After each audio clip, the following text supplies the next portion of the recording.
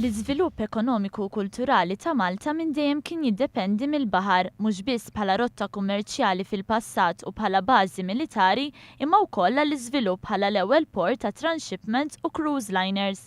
Għal dan il-Ministru għall-Ekonomija, Investiment u Intrapriżi żgħar Chris Cardona meta ssuktaw l-attivitajiet marbutin mal-ġimgħa dedikata lin negozji żgħar u medji bit-tema tkun il-futur marittimu f'Malta.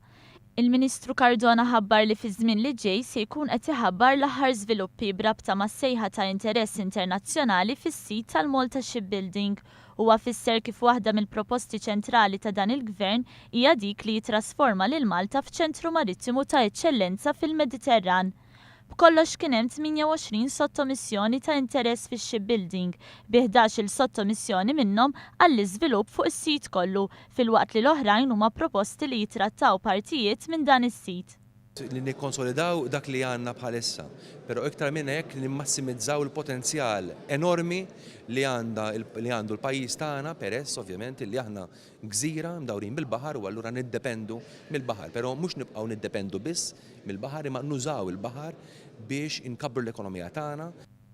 Il-Ministru Cardona qal li Malti hija kommessa favur l-Istrateġija Ewropea tal-Blue Growth u kien għalhekk li twaqqaf il-Kumitat tal-Istrateġija Marittima Integrata Nazzjonali u għall-Blue Economy. Huwa fakkar li fl-aħħar budget il-Gvern alloka 240,000 euro għal promozzjoni tas-settur marittimu. Wieħed fost l-istudenti preżenti kellimna dwar x'ħajru jistudja fil-qasam marittimu. Dan is-settur dejjem ġobni għaliex għandek opportunità vasta, minn dejjem kelli ħajra u xewqa għall-baħar ukoll.